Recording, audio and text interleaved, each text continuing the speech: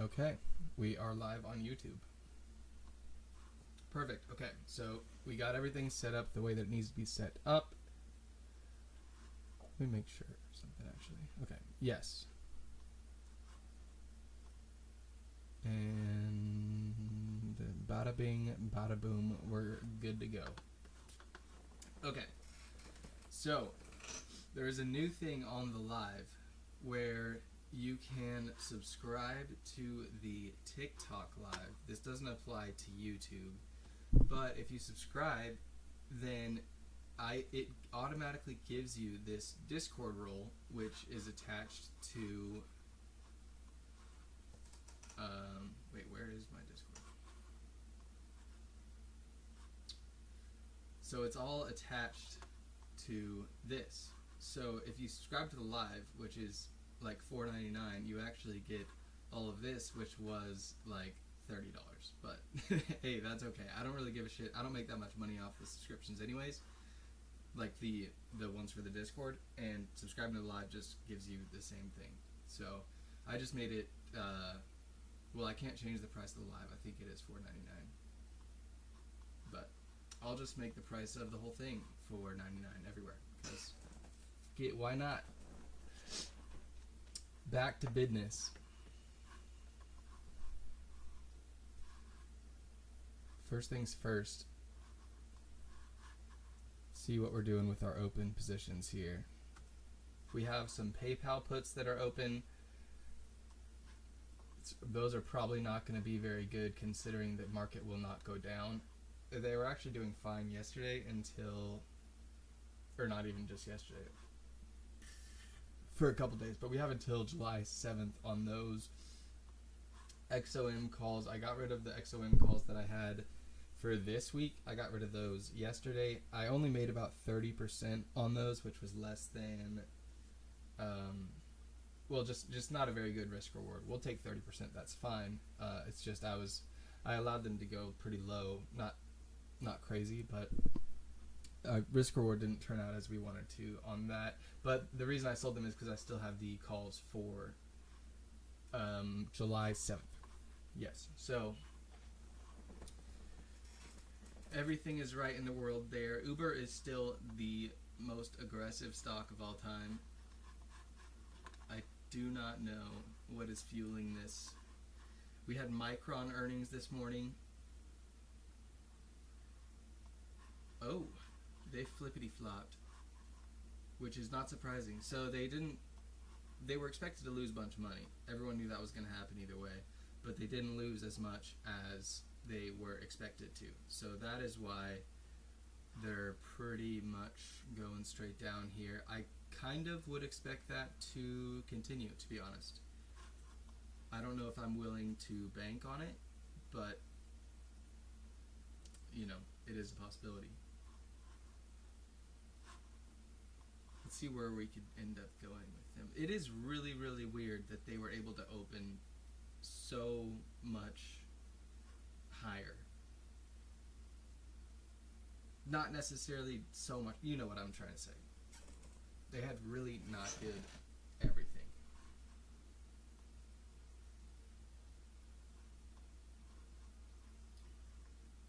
Let's see, 6 brokerages raises the price target.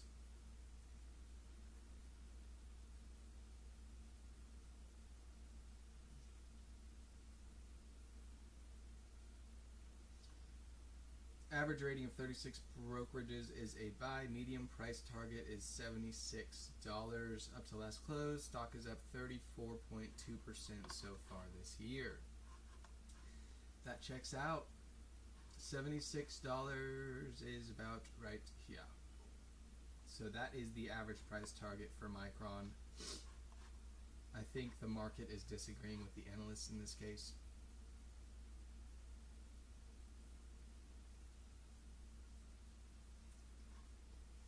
It's really interesting to see an upgrade on something that was notoriously bad. So that might just be a sentiment thing. Let's see here.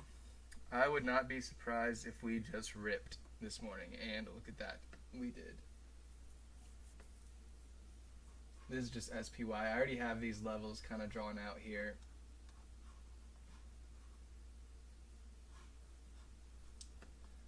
I like those the way they are.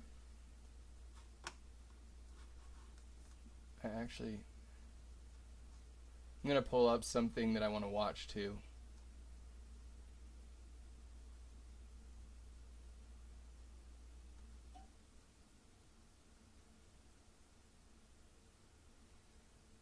At least I would like to.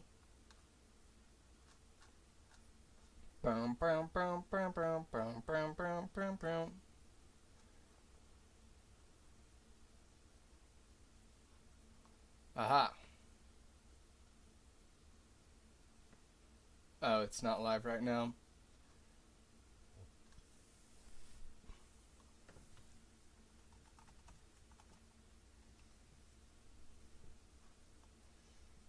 Enter via West 24th Street. North Corridor, hurry! Coming through. Every second counts here. The network's got you covered. Take it to OR3. Next level moments need the Next Level Network. Transplant received. AT&T Business, the network more businesses choose.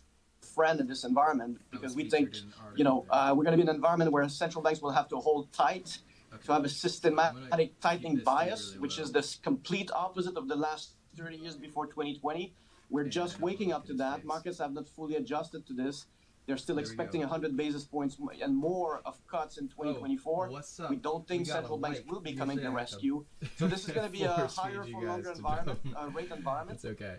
It needs to be played out across asset class. Of course, credit We're in gonna general hop is in a a place trade where here you pretty want to soon. think It's about the likely rate going to be implications. something related to crypto We are because broadly that was the neutral first on thought I credits had on a this cyclical morning, basis and as a it is result of shaping up that. to be equally as When we talk volatile about as shorter-term I duration and expected. income, that's pretty attractive. So, But more longer-term duration, that is something that will be affected, impacted by the rate landscape.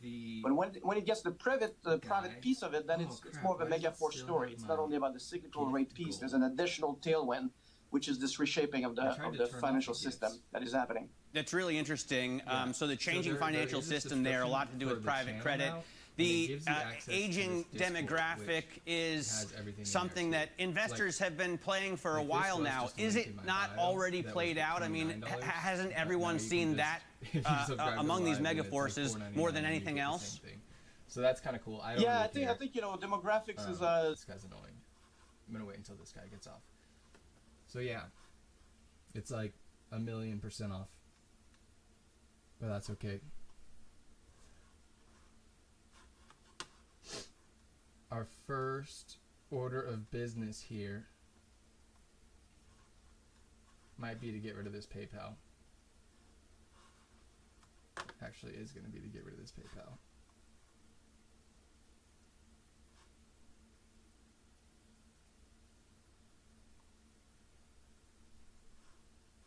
Okay, so I sold out of the PayPal that I bought. I think I bought it last week or maybe on Monday. This is the Discord I was talking about, by the way. So if you subscribe to Live, then it just puts you in here automatically and gives you all the rules and stuff. Sorry about that. For a loss. Lost about 28% on the PayPal.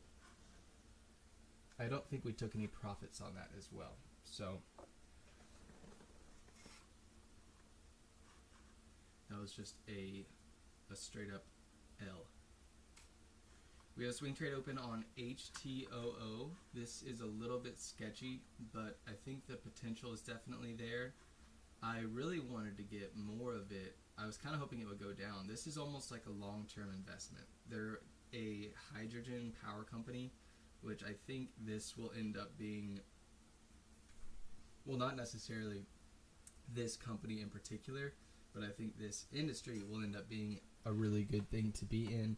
And I don't, to be honest, they're probably not going to be the leader of that front, but they do get government contracts, which for most industries is a really good indication that, well, number one, they'll get corporate contracts, and number two, the government is the world's largest investor. So pretty unlimited pockets in that case, and even just like one government contract and this thing will be completely chilling. So I like that. And I have no intention of selling that really anytime, even in the near future. I think that's just going to be a long-term swing/investment.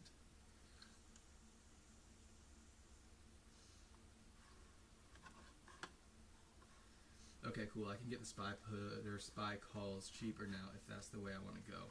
And I think it is. We avoided. I don't think you'll find the word deglobalization in anything we wrote. We tend to use, things like rewiring of globalization, because what is really happening is not like things moving in reverse, but it's really like we're reshaping the way we're producing globally. I think there's really a story, not new, but it's continuing to play out around the fact that global companies are focusing a lot more on resilience of production as opposed to efficiency of production, which was a story for 40 years before. So that change is important. It creates another reason why we think inflation is going to be forces and pressure will be persistent, because cost of production will be structurally higher as you rewire globalization. But it also means that as these supply chains are readjusted, it will create opportunities. We want to look at the emerging market differently now through that lens, and geopolitics is maybe the starting point that is more important than looking at macro fundamentals when it comes to EM investing as a result of this theme. John, awesome to get some time with you. Thank you so much for joining us. Jean Bovin there, coming to us from BlackRock on the mega forces that I think everyone paid attention to this note yesterday, and we're going to keep it in our back pockets. Coming up, Wall Street's banks passing the Fed's stress test. We're going to talk about the positive of these stress tests are that it has created a more sophisticated and aware management team within these institutions that aren't just focused on today or yesterday, but more importantly, going through scenarios tomorrow. Credit Suisse cheese. That conversation still ahead. This is Bloomberg. They're kind of a goner. Okay, so all the banks are going up. Anticipated that for sure. Passing the stress test is a big deal because then the Fed doesn't have to bail out the banks every time the economy moves down, like for half a quarter. Okay. I'm going to make a really small trade. And we'll see how small it ends up. I'm going to scale into this.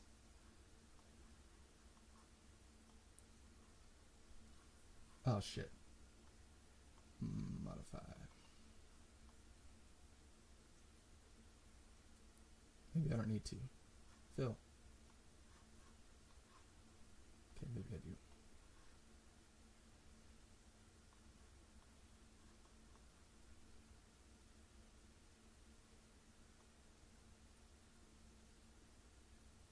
Come on. Oh, wait. Fuck.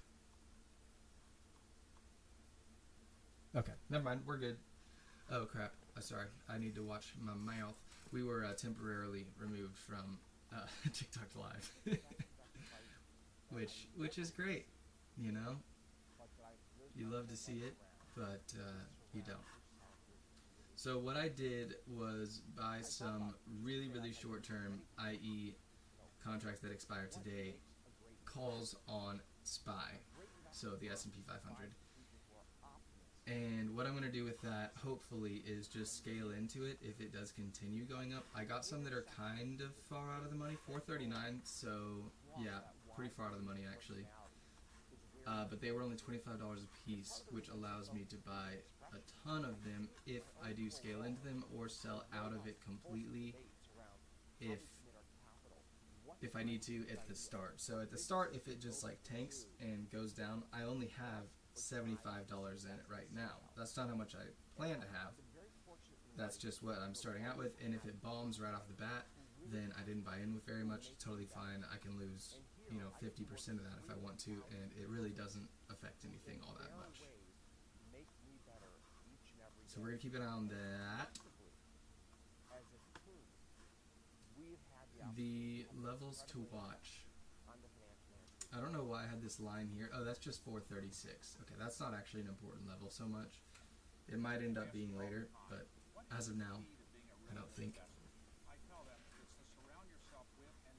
Okay, here we go. Stress test. On Bloomberg Wealth, I'm going to take you to meet the greatest investors in the world, the people that I would like to have managing my money. Today, I Still would say shamelessly perhaps plugging. only On Bloomberg.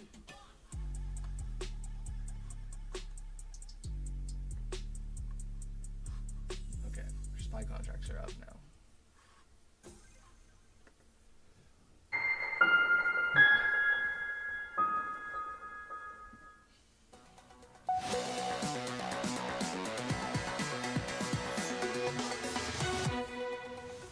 We have not bought into the all clear scenario.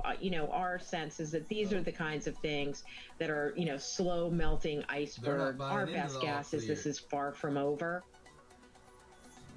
Wall Street's biggest banks passing the Fed's annual stress test, proving that they, quote, have sufficient capital to absorb more than $540 billion in losses and continue lending to households and businesses under stressful conditions. Fed Vice Chair for Supervision Michael Barr adding that the results, quote, confirm that the banking system remains strong and resilient. Bloomberg's Sonali Basak joins us now. And Sonali, what was your take on the stress test? The investors that you talked to on the phone all day, are they more sanguine now? Are they calmer? Is everything cool? The general sense here is that, as Mike Mayo says, Goliath is winning. So the biggest banks are set to fare the best today. out of these stress tests in the sense that they really did hold up strongest against the storm. When it comes to the regional banks, there are some expectations that their minimal CET1 ratios might rise, particularly for the likes of Citizens and a few others, which is you're seeing the reaction in the market. Of the global SIFIs, you see Citigroup faring as the least good of the group, if you will. I also like to look under the surface a little bit and see how the banks did, even if they did pass the stress test. For example, that exploratory market shock, which did not count towards the capital requirements this time around. The reason it matters is because in the future, it might. And when you look at how the banks fared for the global market shock component of that stress test, you saw the steepest losses, projected losses in the scenario at Goldman Sachs, which also saw some of the steepest losses when it came to the credit card portfolio as well as commercial real estate. So it's interesting to look under the hood here, even if they passed, Matt, because the question is, what is the direction of travel moving forward? In the nearest term, you have Jefferies expecting that JP Morgan will show the biggest improvement here when it comes to the reduction in the CET1 requirements. And even what we saw for Goldman Sachs and Morgan Stanley, they expect for them as well a reduction. So again, as Mike Mayo said, Goliath is winning. Some stress on the regional still moving forward. No expected buybacks, but we'll see how things fare out as the reins start to tighten on the financial system even more. All right, Sonali, thanks very much. Sonali Basak, our Wall Street reporter, talking to us about the stress tests for the big banks. Meanwhile, regional banks are changing tactics in order to shore up their books, borrowing billions of dollars from the Fed, tapping into the Federal Home Loan Bank system, and leaning on brokered deposits. Bloomberg's Jenny Serrane joins us now to talk about her hot money story. And excellent reporting, Jenny. I was really surprised by what seemed like a little bit of a sketchier strategy in order to get dollars onto their books. Is this a problem for long-term sustainability? Yeah, I think what we're thinking of this as is really the next phase of this banking turmoil that we've been in for the last few months. The first phase was really the swift collapse of several large regional lenders who were stung by, a run on deposits after the Fed had raised rates so rapidly. This next phase is going to take a lot longer. It's going to be a lot more of this kind of grind through. You've got this huge increase in borrowing costs at a lot of these banks, and they're really just now kind of coming to terms with what that will mean for their profits. And so, yeah, you've really seen this huge uptick in brokered deposits, hot money, as regulators like to call it. You've seen a huge uptick in Fed borrowing and FHLB borrowing, and that's really coming to bear in interest expenses, only right now. And so I think this next phase of this crisis, of this turmoil, is really going to take a lot longer, and you're going to see it hurt a lot more of these mid-sized regional banks. I didn't even know brokered deposits were a thing before I read this story. Who are these brokers, and do the banks always use that kind of source? So it's there for them when they need it, and it is something that they've had as an option for years. It's not totally new. These brokers are kind of these little-known intermediaries, and they basically connect these banks with wealthy individuals, wealthy companies who want a better rate on their cash. And so I think, you know, it's always there for them when they need it. It's not a totally new phenomenon. Regulators have always hated these types of deposits, but it is a good option if you're facing a real, you know, crunch on your balance sheet. All right, it's kind of like a payday lender. I think you don't want to use it very often, and obviously the rates are higher. Jenny, thanks very much. Jenny Serrain wrote the story. Definitely recommend you check this out on the Bloomberg, especially as the financials now seem to be supporting this market in a stronger and stronger way. Coming up, the markets moving events that you need to be watching. That's next in our trading diary. This is Bloomberg.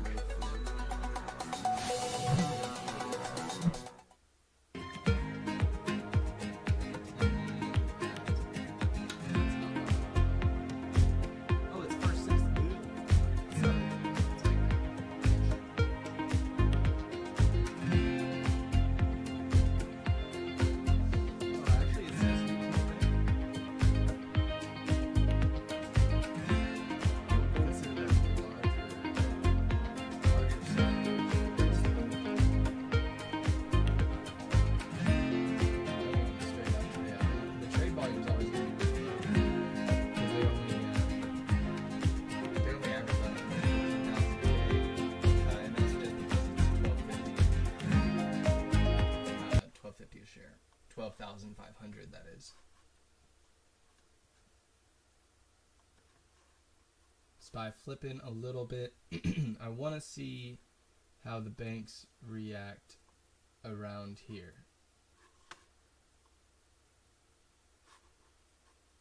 Actually, let's see what they're saying. Market saying higher U.S. bank stress tests.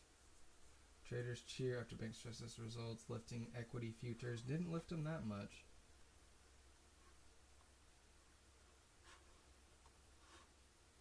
Did anything happen to Peloton? They're dreading their next shareholder meeting, apparently. I would be too. Alright, so it looks like 437 is still a level that we are watching out for here. That is not a very good sign, actually, at least in the short term. But if it can do some of this action, where it goes doink, doink, doink, and then goes up, that's what we'd really be looking for.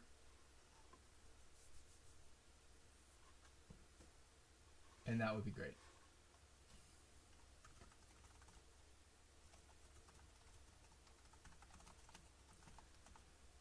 Okay, so 437 is the number we're looking to beat on SPY.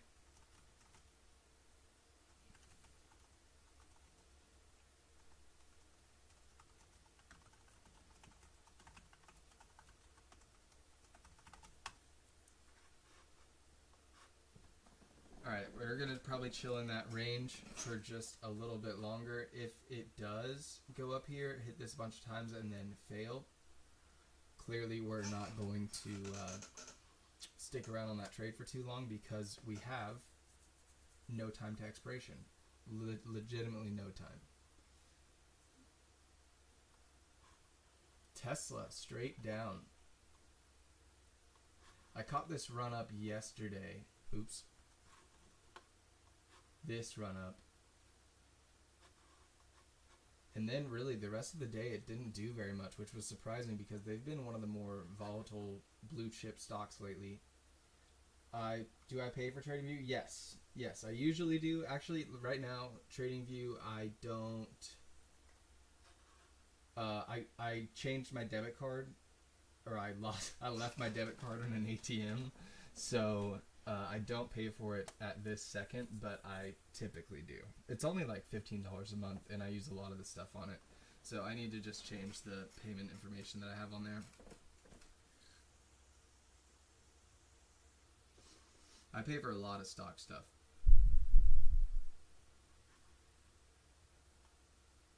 But it's all helpful stuff. Seeking Alpha is probably my favorite, but I'm also biased because I've been published on there. They were kind enough to do that. And I need to write another article for them. It doesn't pay very much, which I guess is okay. But considering the work that goes into it, it's not a very lucrative business opportunity. Because you have to, they're pretty strict on what gets published on there. But it is kind of cool just to be like, yeah, look at me, I have an article that, a few thousand people read, who actually know what they're talking about too. And I kind of like when people pick through it and try to find a lot of stuff that's wrong with whatever I wrote. So I'll probably do that again soon. When I do, I'll put it on the TikTok videos, or if you're in this Discord group, I'll definitely post it in there. I don't know what I'd write about though. I gotta find something that would really tickle my fancy. HTOO. This needs to go down, at least temporarily. I want to pick more up back in this range.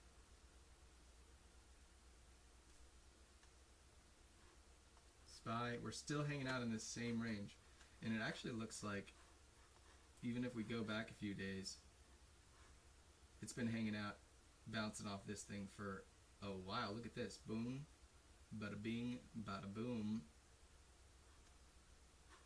Nothing back here. My only complaint with TradingView is the fact that the VWAP doesn't automatically disappear when you hit daily chart. It does that on Webull and TD Ameritrade when you back out to like a longer time frame, because obviously it doesn't work for the shorter time frames. Or what, you know what I'm saying. It's only intraday.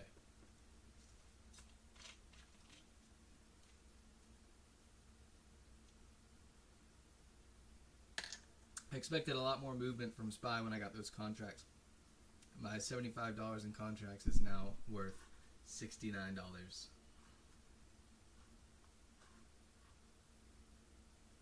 And PayPal, I don't like that.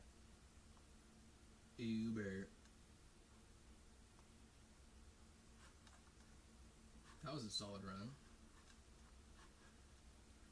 Let's see if Coinbase caught any of that. Coinbase has been going on these runs and then just like straight back down. So yeah, like this. Like, how am I supposed to trade that? I like this. I like this consistency. Momentum trading options. That's one of my favorite things to do.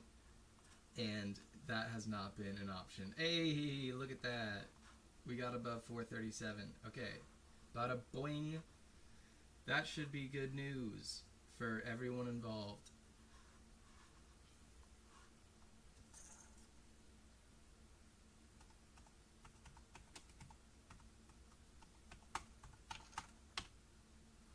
Okay. And it's right back below. That's okay. I'm going to pull up the level 2 on SPY. See who's screwing this up for us. Actually, I don't care enough to do that. I'll look at it when I'm considering selling or buying more of those. I would say Tesla is probably a solid candidate to go on a run if we can hold above this 437 level. And 437 to 430, what is this? 438.28. That was just the highs in the open from a couple days ago. That's not a terribly important level. I just drew that on there because yesterday I had some calls. I don't know what we did with those. I'm pretty sure. Oh, we made like 89% on those actually.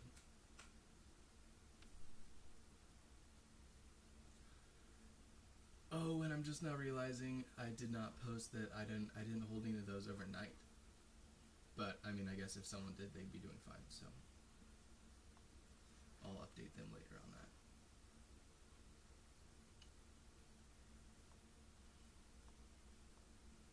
Ooh, what is this? Why is Upstart flying and all the other Chinese companies are not? Or are they now?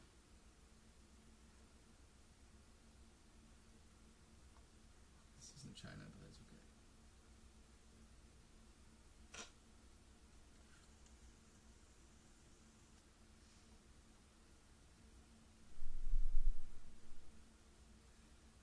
feel like I'm missing something here. Well, I definitely missed this. I feel like that was so expected, but then, like, if I would have just read the earnings report last night, it would have been like, okay, yeah, we can probably make a short play on Micron at open. But then once the pre-market move came in at positive and we opened higher, it was extremely confusing. Now it did go straight back down. I guess we could have seen this open as a buying opportunity to get pushed cheaper. I just don't know if I would have looked at it like that. Actually, I definitely wouldn't have, because the market interprets things in a lot different ways than you expect them to. What was I looking for? Oh, China. All the China stocks together, or the ones that we care about. NIO's still down.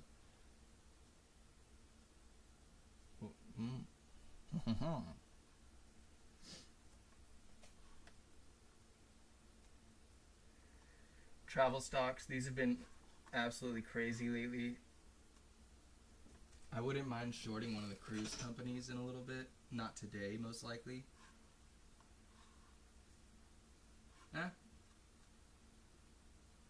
There's just a lot of room. Okay, and then Virgin Galactic. If they're... I don't know. Do you guys know when the Virgin Galactic commercial flight is? I can probably figure it out just as fast. First commercial flight. That's such a badass plane. For those of you who don't know, my background is actually in aviation. I'm an aerospace engineer by major, but that is not my career, as you can see.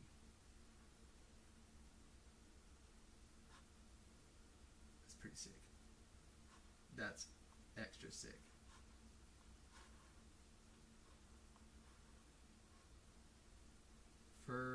Live updates. Meet the crew. So this... Wait.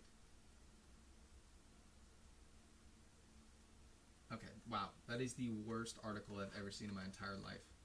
Thanks for all the live updates.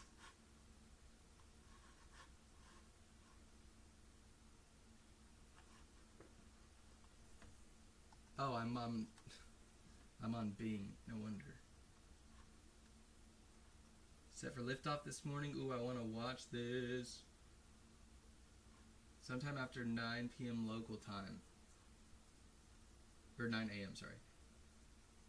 In New Mexico. Is New Mexico on Mountain Time? It would seem that they are. They're pretty far west. So that would be 10 p.m. our time, or 10 a.m. Dang, they have 800 paying customers, $250,000.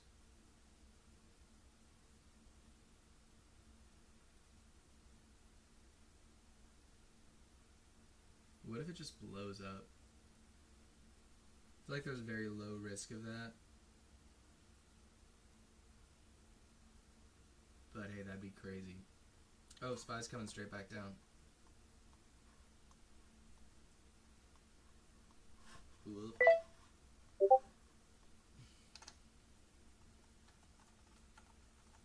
Okay, wait, what's going on? What did I miss? That looks like a news candle to me.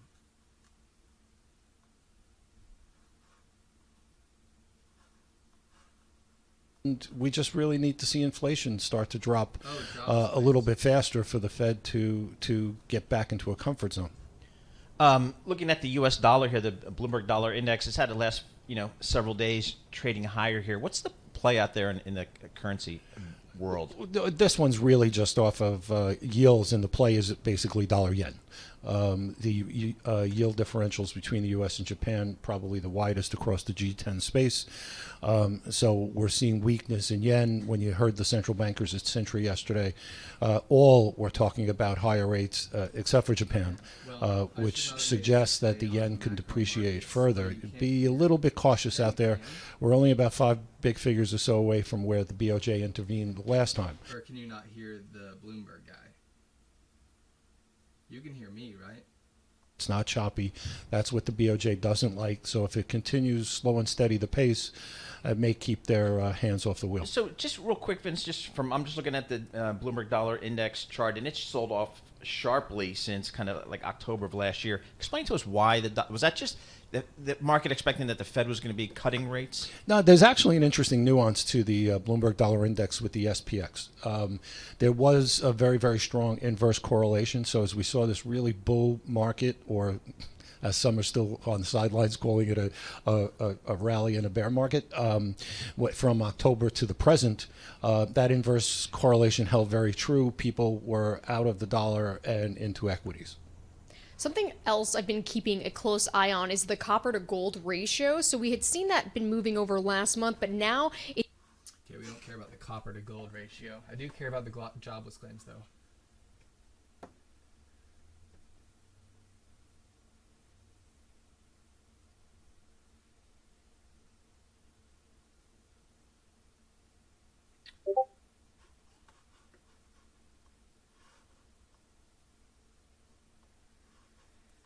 This guy posts some good ideas here in the Discord.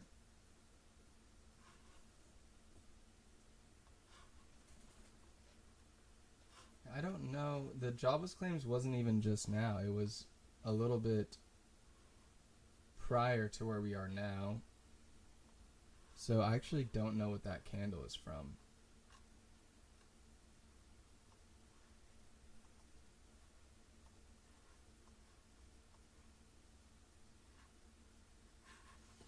Okay, I'm not trusting that to do anything really crazy in the next, inside of this range here.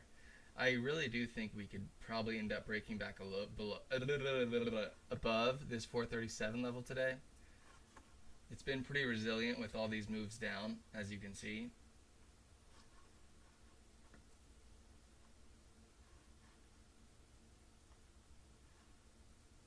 XOM, we've got the calls on them. Those don't expire until next week. These are going very well this morning. Oh, my camera's screwed up. There we go. So XOM, that's hitting a new high, at least for the time that we've had them. We got them down here, I believe. I don't know why else this line would be there. So those are going well. Let me see what those are at, actually. I don't have them on this account.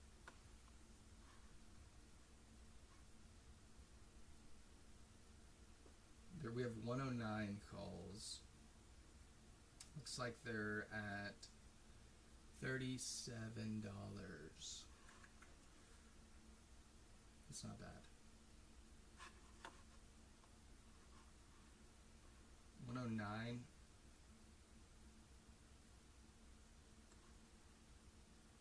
It's actually pretty far away. We might need to look into doing something with those on either tomorrow. Yeah, probably tomorrow.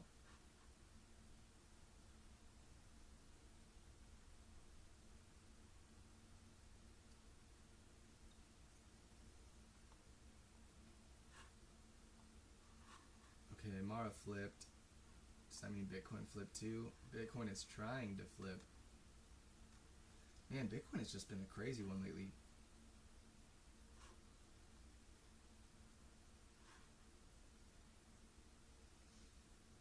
We should see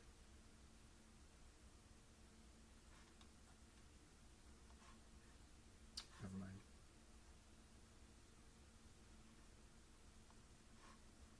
Alright, I really just want to keep an eye on SPY. Is everything going to flip around here, or are we going to jump right back up? I don't really trust the market right now to stay consistent. Over the past, like, I don't know, 2 weeks, probably, maybe more, we've just been constantly going straight up, straight down, straight up, straight down, and it is beyond frustrating.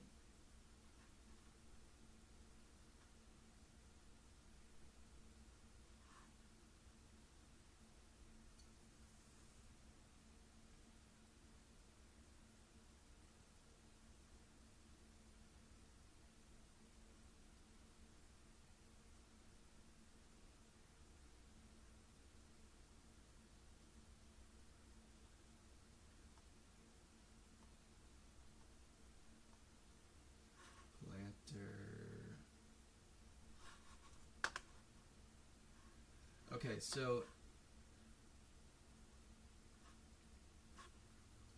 yeah, we might want to look into Palantir as well. Palantir has been one of the wilder ones, and I don't think we could do anything like a straddle. I'd have to check these contracts price. Oh, XLM is still going. That's good. Palantir, straddle. If we were to do this for next week, let's just say it was the 7th. If we did it at 15, we'd be paying $1.10 total.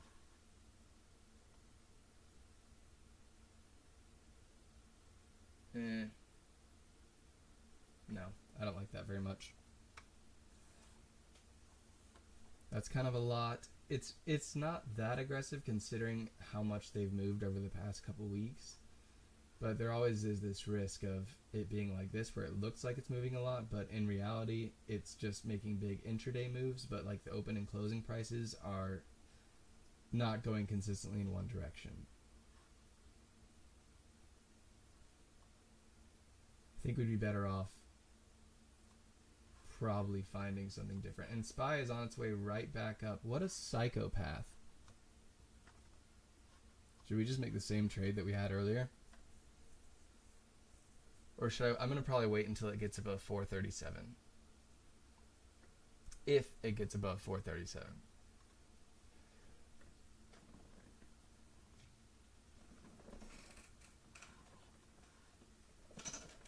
So I think this was jobless data.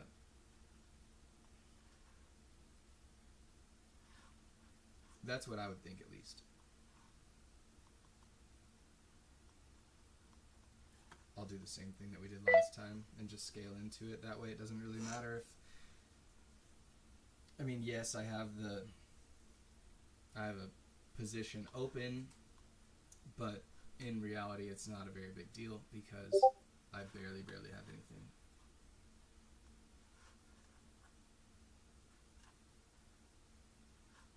What was that noise?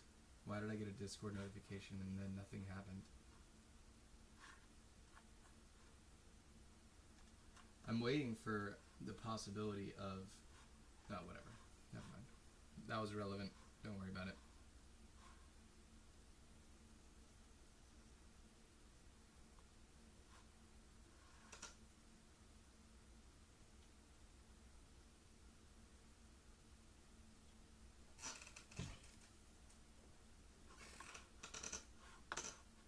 These capital requirements by 20% for these banks. And so keep in mind that the changes will take place they'll be phased in over time. The banks have, again, bigger capital cushions for everybody except for Citi based on the numbers today.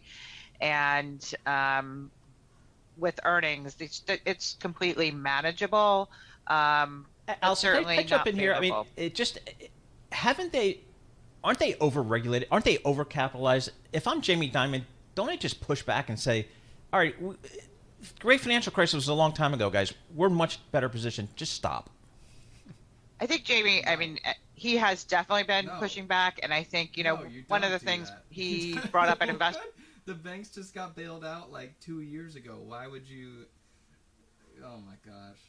Changing every year. So imagine running your business with sort of a key metric of health changing every year. Right. 1 year it's up 100 basis points, it's down 100 basis points. That shows that the stress test is sort of flawed. And then several other things that people are pointing out in terms of what the test measures and what actually happened in March, what the real results are.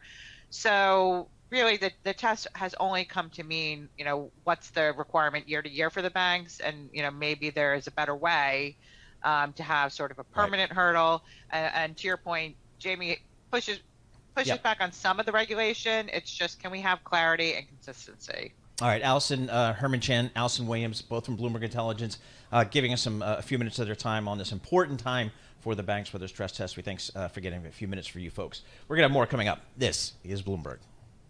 This. Let's get some company news right now with Steve Rappaport. Good morning, Paul. Eli Lilly scores another acquisition. Details on that from Bloomberg's Charlie Pellet. Steve, the target is Cambridge, Massachusetts-based. Man, they really like their commercials over here at Bloomberg. Got to get that ad revenue. 7.5. Oh, I'm down to take that. What?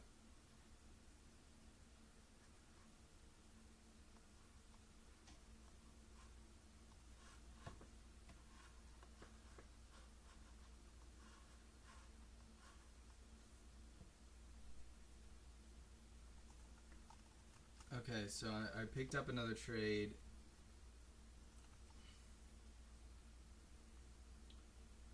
$6.30, $8 puts on Peloton, our favorite stock, at 0.39.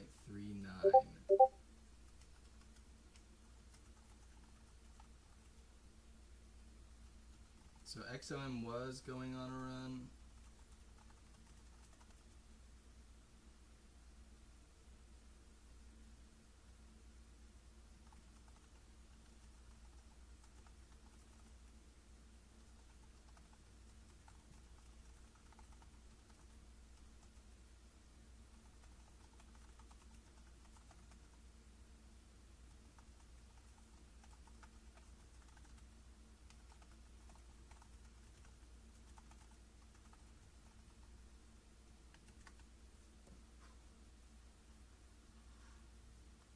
I forgot to say puts.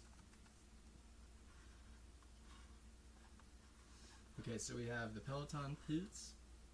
We have the SPY calls. Oh my god.